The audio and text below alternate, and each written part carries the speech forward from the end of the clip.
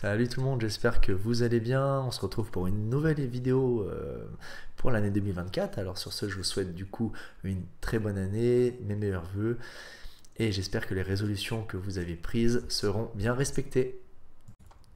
Alors sur cette vidéo, on va parler du roguelike, ou de la roguelike, mais bon, on va dire du roguelike. Alors, cette console que j'ai eue il y a vraiment peu de temps, que j'ai acheté d'ailleurs d'occasion, hein, vraiment pour une somme pour moins de 500 euros. Alors je précise, hein, c'est le Roguelike Z1 Extreme, une console normalement qui est sortie à 800 euros avec de régulières promotions à 649 euros et parfois même avec des bons d'achat supplémentaires. Donc des prix de revient qui peuvent frôler les 550-600 euros. Une machine très intéressante, très puissante pour le prix, plus puissante qu'un PC portable à ce prix, hein, c'est clair. Hein. Je dirais que c'est à peu près l'équivalent d'un ordi portable à 700-800 euros en promo pour des PC portables qui ont des cartes graphiques intégrées. Bon, là n'est pas le sujet. En fait, je voulais vous mettre en garde sur la console parce que, attention, hein, c'est une très bonne console, mais il y a bien un mais attention à la chauffe. J'ai regardé plusieurs chaînes, dont une très connue, enfin je dirais la plus connue des chaînes francophones, sur les tests de console portable, hein, franchement d'ailleurs qui me force au respect parce que c'est une personne passionnée, qui connaît beaucoup de choses et qui m'a donné envie d'ailleurs de connaître ces petites merveilles de technologie, on va dire. Le problème, c'est que j'ai remarqué aussi que on ne s'arrête pas assez sur la chaleur émise par les consoles. Alors attention, ce n'est pas pour dire que la console est mauvaise et qu'elle chauffe, soyons bien d'accord, il est totalement normal qu'un appareil électronique puissant, dans un format assez minimaliste, chauffe. Voilà. C'est pas pour rien que les PC portables crament plus souvent que les tours, voilà, que les unités centrales. En fait, c'est physique, la chauffe. Les composants électroniques ne l'aiment pas. Voilà, les composants n'aiment pas la chauffe. C'est-à-dire que le but, quand vous avez un appareil, que ce soit une unité centrale, un PC portable, une ROG, faites en sorte que la chaleur soit maîtrisée.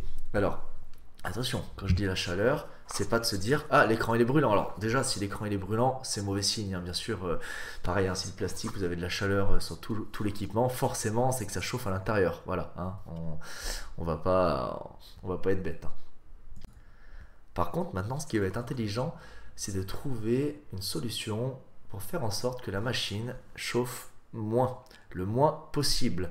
C'est-à-dire que, vous savez, quand on vous présente la machine, il y a plusieurs... alors je peux peut-être vous montrer comme ça va être compliqué, mais on va essayer à peu près. Attendez, je suis pas sur le bon truc. Voilà, c'est là. Il y a plusieurs modes, hein. Voilà, je vous montrerai de toute façon sur la vidéo juste après. Mais il y a un mode silencieux de 10 watts, un mode performance de 15 watts, le mode turbo, le maximum de la console lorsqu'elle est branchée, de 30 watts ou de 25 watts lorsqu'elle n'est pas branchée. Et un mode, ou des modes manuels que l'on peut configurer. Et on va s'attarder sur ces modes manuels qui sont très très intéressants, qui vont nous permettre de régler aux petits oignons la performance et la puissance de refroidissement surtout des composants. Du coup, je vais démarrer la petite vidéo que je vous ai faite en voix off. Voilà, c'était plus simple parce qu'il a fallu que je filme avec mon téléphone et c'était bien plus net que par un logiciel de streaming, téléphone streaming. Donc on va faire le test, voilà, sur Rage 2, un jeu pas spécialement gourmand mais assez joli graphiquement, et on va tester plusieurs modes de performance. Alors là pour l'instant on est en mode, je dirais en 10 watts on doit être. Alors sachez que le mode 10 watts parfois, alors attendez je me pose, le mode 10 watts parfois peut monter jusqu'à 15-20 watts. En fait il y a voilà, il y a trois choses en fait sur la console. D'ailleurs je vais vous le dire tout de suite. Lorsqu'on va dans les réglages, hop là, dans les paramètres, je vais vous le montrer, hein. Mode de fonctionnement, voilà, manuel. Dans le mode manuel, vous avez le SPL, donc la puissance du processeur actuel, on va dire, le SPPT et le FPPT. Le SPPT, si je dis pas de bêtises, qui a, par exemple, il peut être de base, il est à plus que 30 watts. Il est par exemple, si le SPL est à 30 watts, lui il va être à 35 watts et le FPPT va être à 53 watts. En fait, voilà, c'est un système qui fait en sorte que la console, pendant 2 minutes ou pendant 10 minutes, on va dire que je crois que le premier c'est 2 minutes et le non 10 minutes et le deuxième qui monte à 50 watts, c'est vraiment limité en secondes ou peut-être pendant 10 secondes voilà, lorsqu'il y a des scènes très très lourdes. Et voilà, c'est pour ça que là, on doit être à 12 watts parce que la console a besoin d'un peu plus de punch pour lancer le jeu. On voit ma tête à travers. Donc l'overlay hein, que vous pouvez déplacer à souhait juste en mettant le doigt dessus et en le déplaçant. Alors à savoir que je suis dans les paramètres élevés avec certains en ultra. Je pense même qu'en ultra ça passerait. Regardez, j'ai juste désactivé l'anti-crénelage qui forcément se voit pas trop sur un écran de 7 pouces. Après c'est à vous d'en juger. Et j'ai laissé le jeu pour info en 900p. Alors en 1080p il passe aussi, mais je trouve qu'en 900p on voit vraiment pas la différence. Entre le 900 et le 1080p on voit très peu la différence pour les performances que l'on a en plus. Par contre en 720p, moi personnellement je commence à voir une netteté en moins sur les textures quand même. Donc le 720p c'est intéressant mais à réserver sur les jeux dont le besoin de puissance se fait vraiment sentir. Donc voilà, là c'est le centre de commande, hein. Voilà, là je passe en mode performance 15 watts. Le 15 watts c'est... Alors c'est un mode qui est recommandé pour les jeux qui ne bouffent pas trop de performance. Mais si vous regardez des vidéos, il y a beaucoup de personnes qui ont créé des modes en manuel de 18 watts. Nous on fera mieux que ça parce que je vais vous montrer qu'en mode 30 watts, en réglant certaines fonctions, on peut avoir la température, quasiment la température du mode 15 watts. Et ça, c'est impressionnant. Bon, finalement, je suis resté dans le jeu un peu plus longtemps que prévu parce que je m'éclatais. Chose à souligner, hein, les joysticks que j'avais craints sur le Steam Deck, alors pourtant qu'ils ne soient pas très qualitatifs ici, hein, c'est même pas des joysticks à effet Hall, hein, d'ailleurs, à savoir qu'ils peuvent se changer. Les joysticks ne sont pas soudés, ils sont posés en fait sur une petite carte mère en quelque sorte, qu'on peut dévisser, enlever pour mettre justement des joysticks à effet Hall. Alors là, j'ai rien changé encore, la console est d'origine, mais je trouve les joysticks plutôt précis, franchement, j'ai grandement apprécié. Si vous regardez bien, alors moi qui suis joueur PC à la base, hein, et là c'est un de mes premiers jeux auxquels je joue, je suis pas, enfin je l'ai eu il y a vraiment quelques jours. Je suis pas voilà, super précis. Par contre, c'est la première fois que je joue à Rage 2. Rage 2, j'avais juste testé au début pour le lancer, quoi. Vous le verrez, hein, de toute façon, des fois je cherche un peu les touches. Mais franchement, la visée est assez intéressante. Voilà. Elle n'est pas catastrophique, on va dire. Alors, rien ne vaudra jamais une souris, bien sûr. Hein. Mais franchement, je dirais que c'était au niveau d'une manette Xbox One, quoi. Enfin, Xbox Series. La précision. Et là, on n'a pas l'impression d'avoir des palmes à la place des mains. Alors là, je passe en 30 watts, c'est pour vous montrer les températures. Parce qu'en 15 watts, si vous avez fait attention, on était autour des 61-62 degrés, avec des baisses à 59. Et le problème, voilà, moi personnellement, je ne jouerai pas dans le mode 30 watts, parce qu'au mode 30 watts, le souci, c'est qu'on a vite fait d'atteindre des 90 degrés. Là, si je dis pas de bêtises, on est sur le mode 30 watts réglé manuellement. Voilà, toute la nuance du truc. Regardez, on arrive même à descendre en dessous des 70 degrés. Le mode 30 watts, quoi. Bon, la console est branchée, en plus. Voilà, vous m'excuserez, je cherchais un peu mon chemin. Je cherchais un peu mon chemin et je crois que j'étais allé fermer le rideau parce que j'avais un contre-jour qui me gênait. Alors on dirait, je suis pas super à l'aise là pour jouer parce que si vous regardez sur le reflet, il y a mon téléphone qui est placé devant la console, alors ce qui rend les trucs pas évidents. Et là je cherchais la touche justement pour escalader les échelles, ma première échelle dans ce jeu. Alors que maintenant c'est tout automatique, c'est vrai que je m'en souvenais plus. Voilà, regardez la visée, franchement, vous avez vu, je suis pas non plus exceptionnel, mais sans être non plus mauvais. Hein. Il n'y a aucune aide à la visée Voilà, bon bref, le but n'est pas sur le test du jeu, mais regardez la température, l'APU est à 29-30 watts, donc 30 watts, voilà. 68 degrés. Je vous rappelle juste qu'on est 15 watts, on était entre 62, enfin 59 et 67. Là, on est fixé sur 68 degrés. Là, je vais... Voilà, et là, exactement, je repasse en 15 watts pour vous montrer la différence. Alors, la différence de FPS, c'est vrai qu'elle n'est pas non plus terrible, hein, parce que ce jeu, je pense qu'il... On va dire, il y a quelques FPS de moins, parce qu'on descend dessous des 50 parfois, alors qu'avec le mode 30 watts, on reste vraiment au-dessus des 50, surtout quand les zones sont super chargées. Là, pour l'instant, c'est vrai que ça pète plus de partout, donc ça va. En tout cas, voilà, on est en 15 watts avec un boost à 20 watts. En fait, voilà, c'est ce que je vous expliquais. Pendant quelques minutes, la console peut donner du 20 watts si elle en ressent le besoin. La température est à 63 degrés.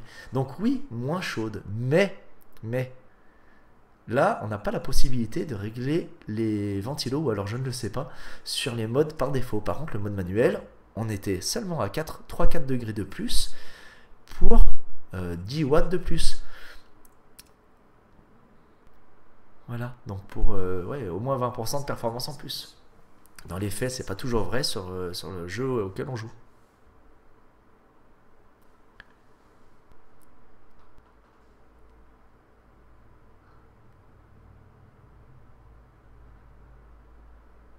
Là, on va passer...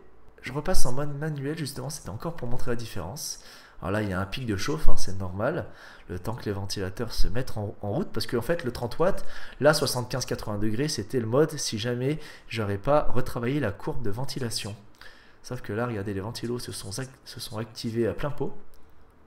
Alors oui, elle fait un peu plus de bruit, mais franchement, vous jouez avec des écouteurs ou un casque, ou même la console, petite mention, elle a un très bon son. Les ventilos, vous les oubliez très vite. D'ailleurs, ils sont bien plus agréables que ceux du Steam Deck. Alors pour moi, il n'y a même pas de guerre entre Steam Deck et cette console. J'ai eu le Steam Deck LCD, hein. Alors le OLED, bon bah de toute façon c'est qu'un écran, c'est super bien, mais j'ai trouvé cette console mais largement devant. Alors c'est vrai que je joue sur ordinateur, je suis un joueur PC. Vous me direz que ouais, bon, les bugs, tout ça, je les gère, je sais optimiser. C'est vrai, peut-être que pour quelqu'un qui vient d'un univers totalement console, la Steam Deck peut être adaptée, mais objectivement, voilà, objectivement, c'est dommage. Donc, du coup, là, je l'ai appelé mode 25, parce qu'à la base, je l'avais réglé à 25 watts, mais regardez, je vais mettre pause, hop là. Donc, on est en 30 watts. Du coup, j'ai fait en sorte que la console ne monte pas à plus que 30 watts pendant 10 minutes. Par contre, le FPPT, alors qui monte celui-là beaucoup plus légèrement dans le temps, je l'ai réglé sur 38 watts quand la console a besoin d'un peu plus de puissance. Vous pouvez mettre le SPPT à 35 watts, vous garderez à peu près ces températures, vous garderez à peu près les températures que l'on a voilà, testées. De toute façon, ce qu'on fera, je vais le faire, pas tout de suite, je vous en ferai une autre vidéo sur Dead Space, un jeu qui est vachement gourmand, qui passe presque tout en low, on va dire. Et vous verrez vous verrez la différence de performance entre le mode 30 watts travaillé, retravaillé, le mode 30 watts turbo de base inclus par défaut, et le mode 15 watts qui clairement, par contre, je doute qu'il suffira dans ce jeu. Hop là. Donc les courbes de ventilation, en fait, c'est juste en dessous, comme là vers mon doigt, vous avez dû voir, fan 1, ventilateur numéro 1. J'ai fait en sorte qu'il soit assez véloce, c'est-à-dire que si vous regardez bien, à 50 degrés, voilà, ici en bas sur la ligne verticale, non, la ligne horizontale, excusez-moi, vous verrez qu'à 50 degrés, il sera à 50% le ventilateur. Alors c'est vrai que ça fait un peu plus de bruit, mais par contre c'est vrai que ça limite la chauffe. Et encore, je pourrais dire que je pourrais rendre cette courbe encore plus agressive pour encore baisser la température. D'ailleurs, je pense que c'est ce que je ferai à terme. Mais là, je voulais quelque chose qui jongle entre le bruit et la chauffe. Je voulais... Voilà, moi ça me dérange pas parce que j'ai les écouteurs, un casque ou quoi que ce soit, ou enfin toujours quelque chose. Mais je sais que les personnes trouvent que c'est important de ne pas avoir trop de bruit dans une console. Franchement, si vous jouez à côté de votre copine qui est en train de dormir, moi je vous conseille de jouer de faire un profil 12-13 watts, voilà, avec pas plus, en mode silencieux avec des ventilos qui monteront pas trop et d'éviter de dépasser les 60-65 degrés. De toute façon, c'est simple, moins la console vous chauffera, plus potentiellement elle durera longtemps.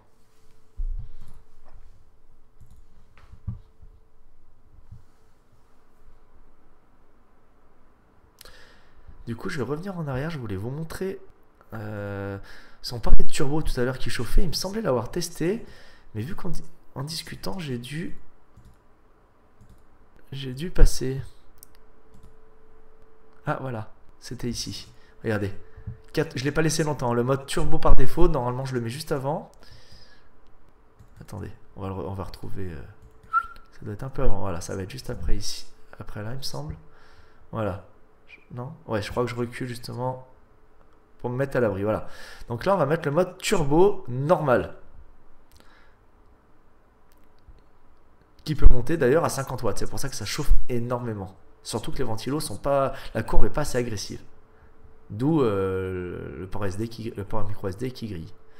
Regardez, 87 degrés, je vous le dis tout de suite, ne jouez pas. Peu importe si le jeu a besoin de cette performance, ne jouez pas par une température comme cela.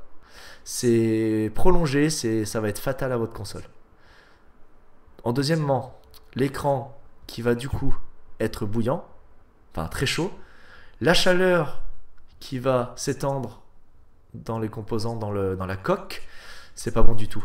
Voilà, donc mettre une vitre dessus pour moins ressentir la chaleur avec la main, ça marche pas. Voilà, la vitre elle est là pour protéger l'écran.